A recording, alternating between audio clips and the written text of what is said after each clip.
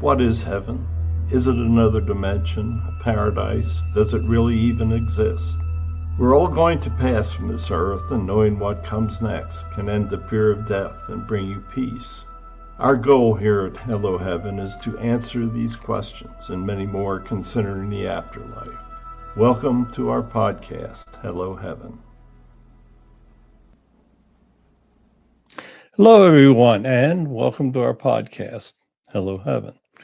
I'm Barry Strom, your host, and I use my ability to speak with spirits to bring you information about the afterlife. And today we're going to solve a couple of mysteries for you. And I'm Connie Strom, your co-host. We believe that our shows are unique and that we bring you information about the afterlife and heaven by speaking with the spirits. In addition to Hello Heaven, we bring you a weekly message from Jesus on Wednesdays, a Sunday sermon, and channeling history podcasts on Sundays. The archives of all our shows are on a YouTube channel, and audios of our broadcasts can be downloaded at helloheaven.podbean.com, Spotify, Apple Podcasts, iTunes, Google Podcasts, Alexa, and many other platforms. Now, in our last podcast, we channeled with 4 different archangels to bring you information about their angelic energies and how they help you in life. We talked with Gabriel, Raphael, Michael, and Jeremiel. They gave us a lot of very important information. There are many more archangels than most people have ever heard of. In my book, Modern Messages of the Archangels, we spoke with 20 different archangels and brought you messages and information about each of them. All of my books are available on Amazon and my websites, barrystrom.com and spiritspredict.com. Today, we're going to channel the answers to 3 famous unsolved mysteries and crimes. We will give you the name who carried the crimes, known as Jack the Ripper, by channeling with one of his victims. We'll talk to one of the victims of the Dyatlov Pass murders and the co-pilot of the Malaysian Flight 370. On Hello Heaven, we would like to encourage listener participation through the use of a video interview. Many of our listeners have had supernatural experiences, and we would like to tell those stories on our show. If you'd like to participate in this program, send an email to onestrom@gmail.com. Tell us about your experience, with whom you'd like to channel, and what you'd like to discuss. Barry will get back to you with the time and place or to make the recording. We're currently looking for listeners that have had near-death experiences and or other explained happenings. Okay, so let's begin by delving into the murders that took place in London by a killer that is referred to as Jack the Ripper. From August 7th to September 10th in 1888, a killing spree took place in London's East End, in which at least and possibly as many as 9 prostitutes were killed in a hideous fashion. The murders took place in a very poor area of the city. Now, in those days, for many women, prostitution was the only way to earn a living, and violence towards them was very common and rarely reported. The killer would begin by strangling women from behind. Generally, the women were drunk. He'd lower them to the ground. He would cut their throats, rip open the body cavity, and remove an organ as a trophy. The violence generated a lot of publicity, which was incredibly unusual for those days. Scotland Yard interviewed hundreds of suspects, but could not solve the crime. The murders mysteriously stopped in the fall of 1888, and there was never any definitive answer to who committed the crimes. Now, one of his victims' name was Mary Ann Nichols. She was killed on August the 31st, 1888. Now, the guides have brought her forward so that we can speak with her, and we're going to just find out a little bit about what truly happened with Jack the Ripper. Hey, Mary Ann, thank you for joining us. I know this is not the most fun project. What was life like in the White Castle section of East London in 1888? Life in those days was incredibly difficult in London. Keep in mind that most people in government didn't really care about us. There was no social programs. Everyone basically had to shift for themselves. It was an older section of the town. It was very dark. And we basically had to do whatever we needed to do in order to survive. What did the British people think of prostitution at this time? The people understood that prostitution was actually a necessity. There was no other way we could earn a living. If your husband died, there was practically nothing. You had to move in with your family if they could afford it. As long as the general public was not affected by prostitution, the police allowed it. Lord knows they took their own choices to participate in it. We had to be protected, and if you didn't give it up for the cops, there was no way that you could really exist. Will you tell us what happened on that terrible night? I was standing on the street trying to look for someone to participate. This individual came along. Now, I had seen him before, but never talked to him. He asked if I would like to join him, and we walked for quite a distance till we found a pub, went in, we drank, and we decided that we would go back to my flat. I had a bit too much, no question about that. We came out, and as we said, we had walked a ways to find this pub, so we had a ways to go to come back. He led me through some dark streets, and the next thing I knew, he had his hand over my mouth, and he was moving his other hand to my throat. He started to squeeze it, and he took his other hand and started to choke me from behind. I started to become unconscious, and that was the last thing that I remembered from that lifetime. Did you ever know his name? He told me just simply to call him John, that it wasn't necessary to go any further, that we weren't going to be in love or anything, that we were just simply going to have sex. He just simply was nondescript, but he was very friendly. I had no suspicions. What did you see as your soul left your body? Well, as he continued to choke me, I lost consciousness. And then, all of a sudden, I was looking down at him. I could see he was on the ground, and I could see that he still had his hands on my throat. I watched as he reached under his coat and pulled out a knife. I watched as he cut my throat, and I watched as he ripped my clothes open and then did terrible things with the knife. At that point, my family members were coming towards me, and as I looked up, and they said that, "Let us take you out of this place." And they took me, and I entered heaven.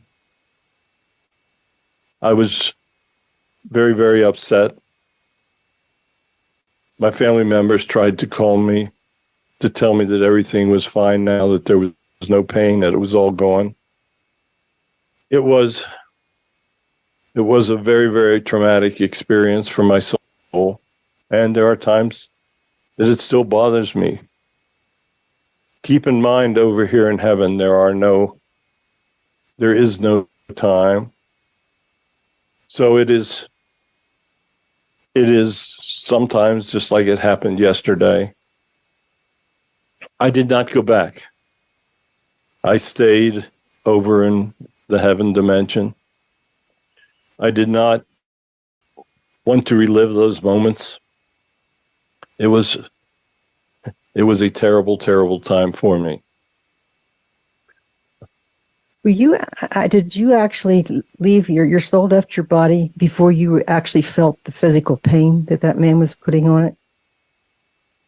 No, I felt the pain. Oh, you did. As soon as he started choking me, I felt the pain. I couldn't breathe. I was suffocating, and all of a sudden, thankfully, everything went dark. No, it was a terrible, terrible experience. This was a truly evil man. Absolutely. Okay, thank you so much for that information and for coming forward for us. Marianne, I know that your nickname was Polly in life, they tell me. So thank you. Thank you for telling us your story. Now what we're going to do to hear the rest of this, since obviously once her soul left her body, she didn't know any of the other details, and I certainly can't blame her for checking on them. So we have a master guide named Laura. You've heard us on multiple shows speaking with her. She knows almost everything. So we're going to go to Laura now, and we're going to ask her a few questions to fill in the details of what happened with Jack the Ripper. Hey, Connie. Good morning, Laura, and thank you for joining us for this. What was the occupation of the killer? The individual known as Jack the Ripper was actually a butcher turned undertaker. In those days, burials were much different. Sometimes there wasn't much that an individual would do. They would just bury them in London. But an undertaker had a knowledge of the internals of the human body. So he was quite qualified to do the hideous crimes that he did. How many victims were killed by the Ripper? There were crimes committed before August of 1888. Jack the Ripper was actually responsible for 9 killings. Why did the crimes end in such a short period of time? The killings got an awful lot of publicity in the newspaper, which was very unusual because violence was so great in the White Castle area of London. Scotland Yard responded by pulling in as many people as they could to speak with them. Keep in mind, in those days, it was before there was DNA evidence, fingerprints. Modern technologies did not apply, and if a crime was not observed, the odds were pretty good that it was not going to be solved. The killer was very careful to take his victims into very dark areas. Lighting was almost non-existent in that portion of town. So the crimes were carried out in the dark. There were never any witnesses. So it was just a very, very, very difficult time. The killer was actually called in and interviewed by the police. It was a short interview. The police did not suspect him in any way, but the killer realized that the possibility was there that the police would realize who they were speaking with. So he fled London. He actually goes over to France and lives in Paris. He became ill. I know he had plans to kill more people. Basically a fresh start in Paris, because there were also very poor areas of that town at the time. So he goes over to Paris, rents a flat, and that's the last that London hears of him. Did he ever actually commit any murders in France? He did actually commit one murder in France. He was not caught for it, and he was not charged, obviously. He became ill, and he found that he was probably going to die. So he never spoke of the murders in France. He had the reason that he had killed these prostitutes was that he was impotent and could not have sex. He blamed it on the women. He thought that all prostitutes were bad. He decided that he would take out his own infirmities on these poor women. He was very popular in his neighborhood, which was not that far from where the killings took place. Keep in mind also in those days that people didn't travel great distances. So he lived probably 2 miles away from White Castle, but his business was even further away. He lived in the country, as I said, or as Polly said, he was just simply a normal individual, except for the fact that he was demented. I would point out that there were many people in those days that conducted crimes that never got caught. The times were very difficult to live in.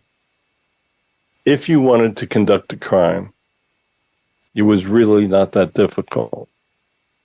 Scotland Yard was the agency in England that would take up crimes. But basically, if you were a prostitute, you were fair game. There was so much violence against them. The poor women had no choices. There was actually no way for them to find employment. Keep in mind, in those days, that women were not as educated. They were just starting to become educated. They had very little rights under the British government. The prostitutes were definitely the victims of the time. They lived difficult lives. He took advantage of that fact. When he returned to this side, he was judged extremely harshly and sent to the lowest level for the terrible things that he did. So that is why we have allowed you to speak with victims, but not with the murderer himself. He will have much to do in the future. What was his name? His name was John Seymour. Now, I know that name does not apply in many of the writings, but he was, as the victim said, or as Laura said, or as I said, that he was interviewed by the police. It petrified him. He felt he had a chance to be caught and fled to another country. And that is why there's never been a name or an end to, or a solution to the crime of Jack the Ripper. If you were listening, you now know the name of Jack the Ripper. So this is the next mystery that we're going to speak about. Is not as well known as many of them are, but it's called the Dyatlov Pass incident. Between February 1st and 2nd in 1959, 9 Soviet trekking hikers from the Ural Polytechnical Institute died under very unusual circumstances. All the individuals involved were highly trained, very well qualified outdoorsmen, and there were 2 women as well. They were all in perfect shape. It was a very, very difficult journey they were on. They were some of the best. Now, with the storm coming on and in below zero temperatures coming, they pitched their camp and set up their tents. Overnight, something caused them to cut their way out of the tents from the inside, flee the area, and many of them had on no boots, no shoes, no clothes, were simply in their underwear in sub-zero temperatures. Something petrified them. When their bodies were found, 6 of them had died from hypothermia, while the other 3 were killed from physical trauma. 1 victim had major skull damage. 2 of the bodies had missing eyes. 1 had a missing tongue, and 1 even had missing eyebrows. Some members of the group had burns, a strange coloration of the skin, and even traces of radiation. The group was organized and headed by Igor Dyatlov. They named the pass after him, sadly. He was a 23-year-old radio engineering student. Now, our guides are going to make it possible for us to speak with Igor and find out exactly what happened. So, Connie? Igor, welcome. We appreciate your coming through for us and for our listeners. Why did you organize such a dangerous expedition? We were all trying to get certified as guides. In order to do that in Russia at the time, you had to do these type of journeys. We did not really consider it as very dangerous. We were all backcountry skiers. We were all in top physical condition. We knew exactly what we were doing. So when I put together the group of 10, I didn't really think that it was that dangerous. Would you tell us about those people that you chose to be part of the expedition? Most of them were students at the Polytechnical Institute. We had camped with most of them. We were very careful about their qualifications. We knew that it was going to be a difficult journey. We knew the temperatures were going to be bitter cold. We knew that we would be running into storms. They were the best. I had no doubt that the journey would be very safe for us. Yeah, absolutely. We're not a bunch of wimps, that's for sure. Tell us about the beginning of the journey. The journey started out just as we anticipated. The first day we did not have problems. We were on our cross-country skis. We had our backpacks. We were going to be going to the peak of this mountain, and then we were going to return. We actually had extra food that we stored, that we left behind, figuring that we would be eating this, and we wanted to be as light as possible as we tried, as we proceeded on this journey. We knew that it was going to take us well over a week. Everything started out normally. We had a camera with us. We took photographs of the group. A snowstorm came in, and we could tell the temperature was going to be dropping. We actually became disoriented and took a wrong trail, and we realized that we were not where we wanted to be at that time. So it was not a steep area. We checked around the area, felt that it would be safe from any type of avalanche or danger. And we chose this area to pitch our tents. We had our meal. We went in. We all went into our tents. The storm came in, and it was very nasty outside. And we went to sleep, and we thought that everything was normal. Was there any avalanche danger in the area where you chose to camp? No. We had actually scouted the area as best we could in the snow, but it was not that steep. We felt that it would be much better to camp where we were and let the storm pass so that we could go back, get on the proper route. We did not want to give up the elevation that we had climbed during the day. When you're in backcountry like this, every vertical foot that you climb is something that you don't want to do twice. I certainly understand that, having hiked myself in the mountains here in Utah. What happened? Did you cut through the inside of your tents to escape without boots and clothing? We were all asleep in our tents, and all of a sudden, we heard this strange noise outside. Now, keep in mind, in these days, the military would conduct tests in this relatively isolated area of Siberia. We thought at first that this strange noise we heard might be the military doing an unannounced test, and that we had chosen a bad spot.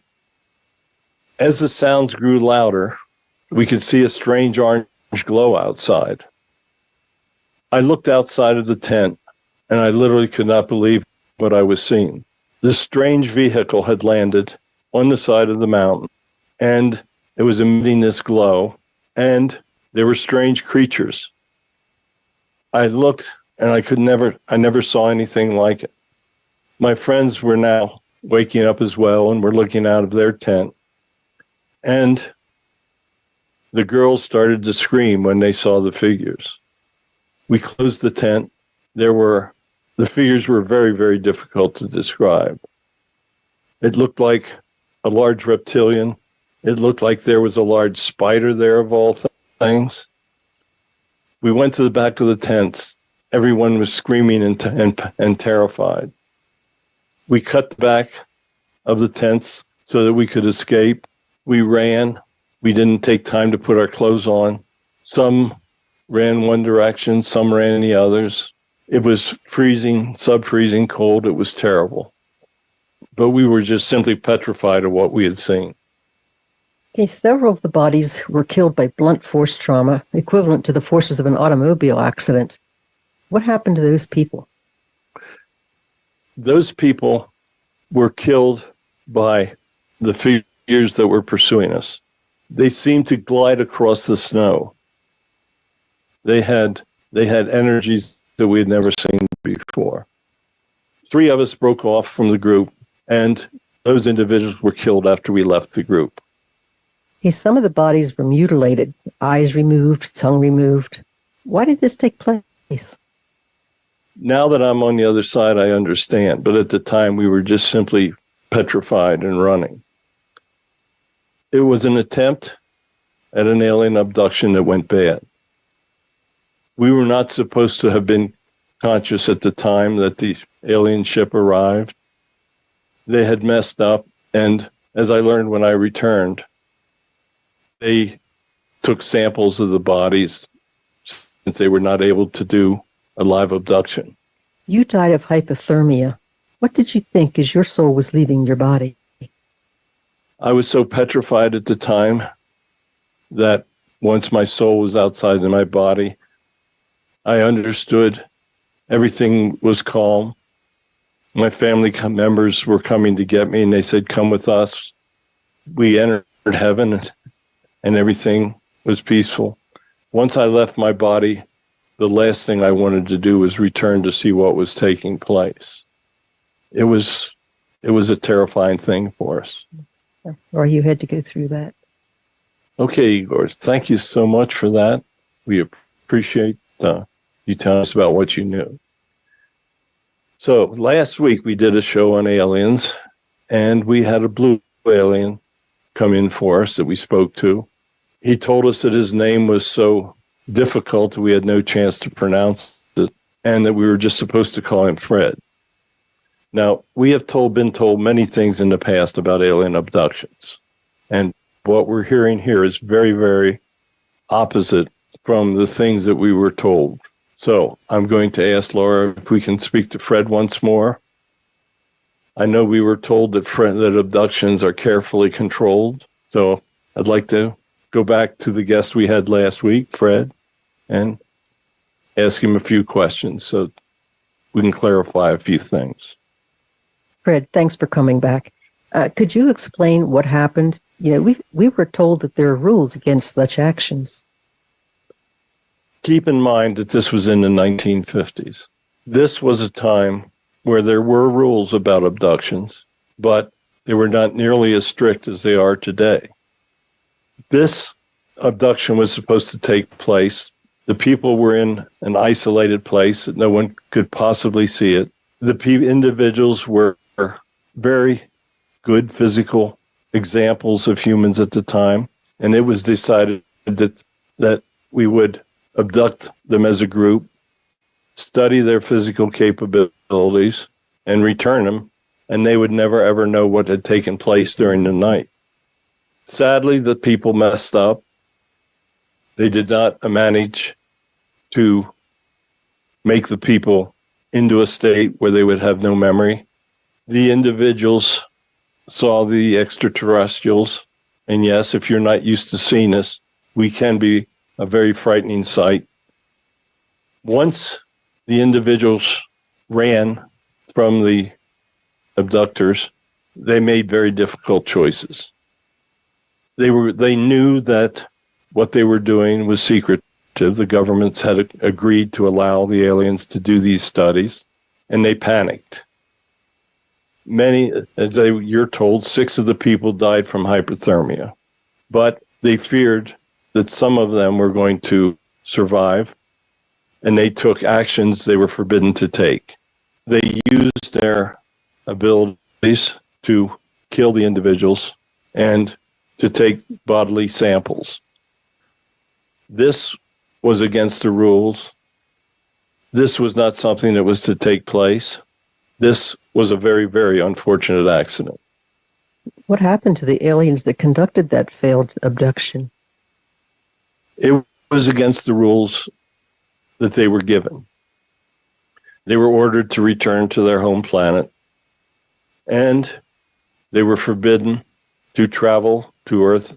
They were taken away from the unit that was allowed to do abductions, and they were generally penalized as such. So they used that force just out of panic?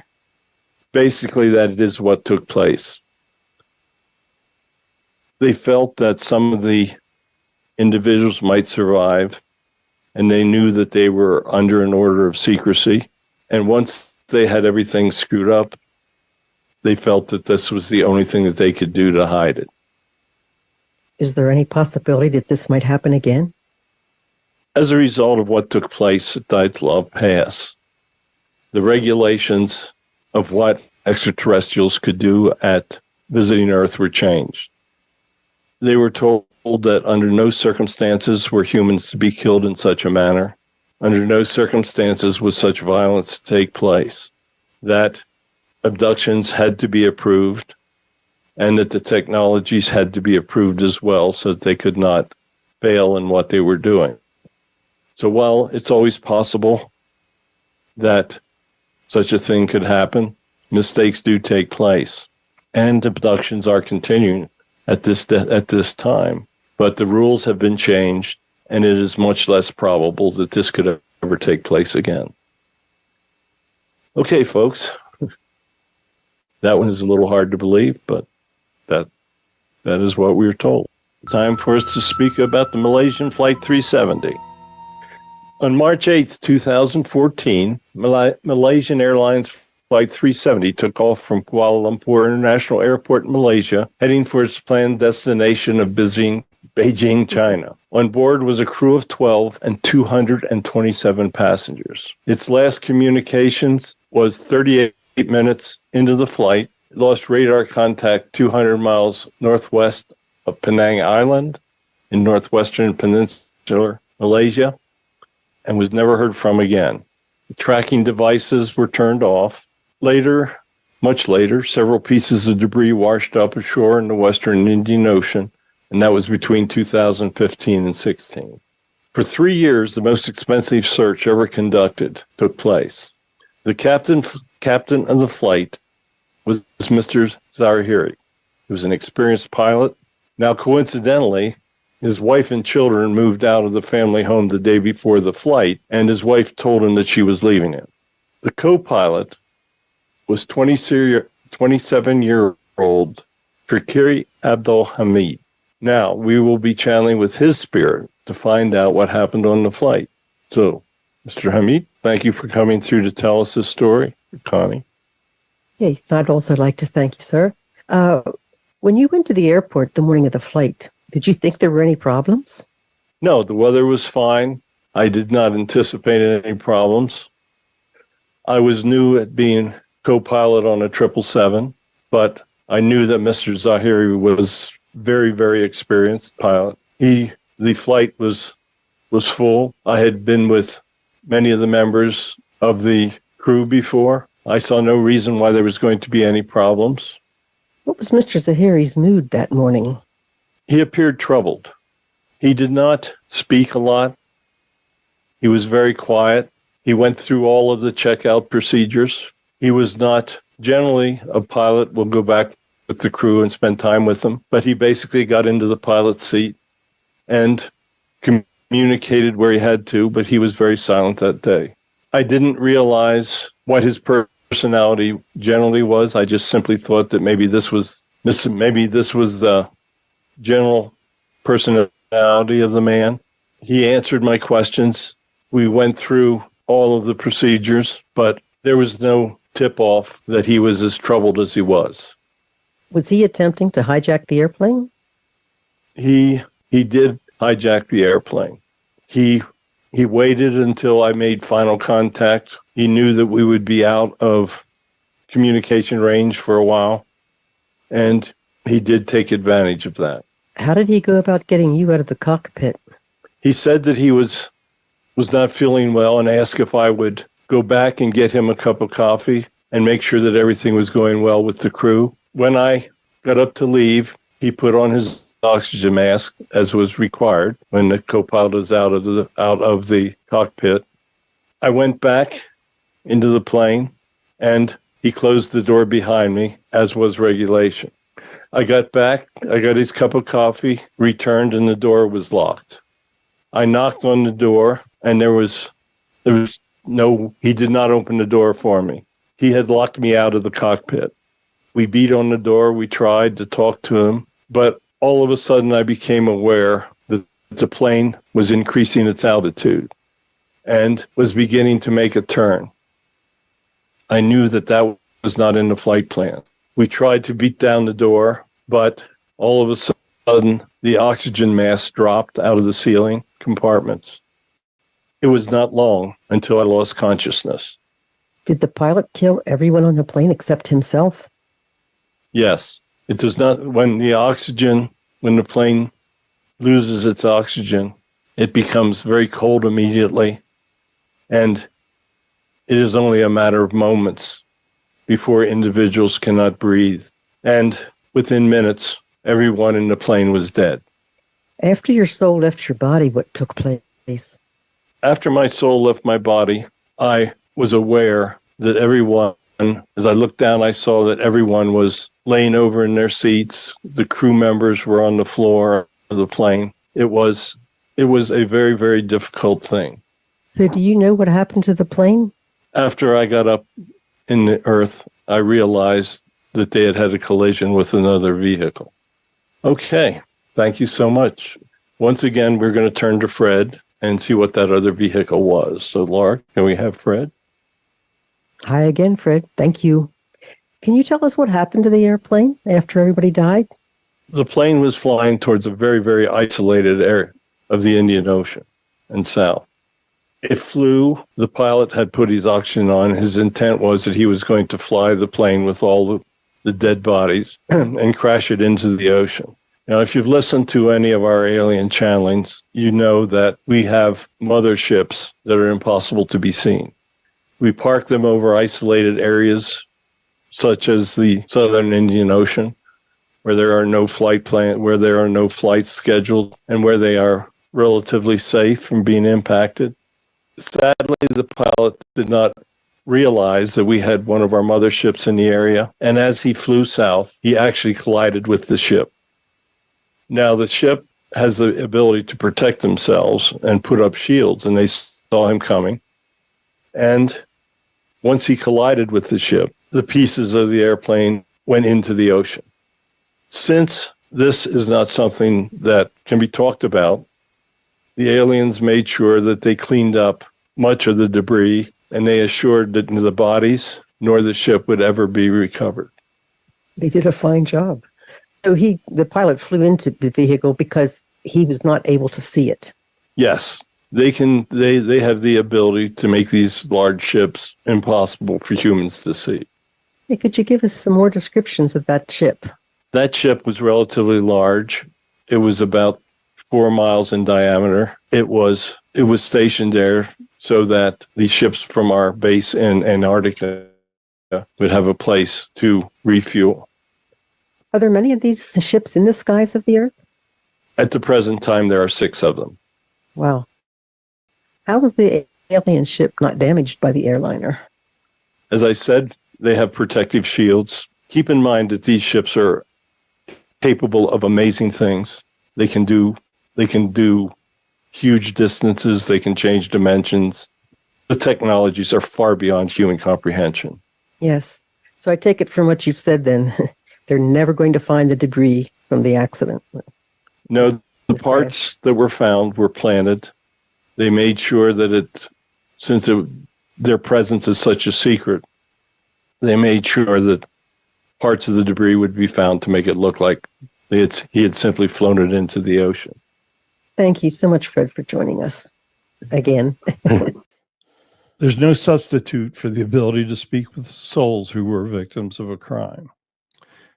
My 11th book, Jesus: The Missing Years of Modern Gospels, now available on Amazon.com in paperback. It's in audiobook, ebook, and hardcover. Signed copies are available on my website, barrystrom.com and spiritspredict.com. There's 33 years in the life of Jesus that's omitted in the Bible and the Gospels. We spoke with 24 different spirits who walked the earth with Jesus and allowed us to bring you all of the hidden details of his life. This is the first time that such accurate details about the life of Jesus have been told. And by the way, it makes a great Christmas present. Thank you for listening to our podcast, Hello Heaven. Please tell your friends about our shows. They're all meant to prove the existence of the afterlife and improve your life. And tonight, we used our power of spirit communication to solve 3 famous mysteries. In Barry's book, Spirits Speak of the Conspiracies and Mysteries, we solved 27 different historic incidents. The one certainty in life is that we will all face the day of passing, and the more you know, the less you'll fear that day. If you'd like to see the video as you listen, please join us on YouTube Live or Facebook Live on Barry's personal page, and in our Facebook groups on Fridays at 6 p.m. Pacific Time. The audio of our shows can be heard on Apple Podcasts, iTunes, Alexa, Spotify, iHeart, and all the major platforms.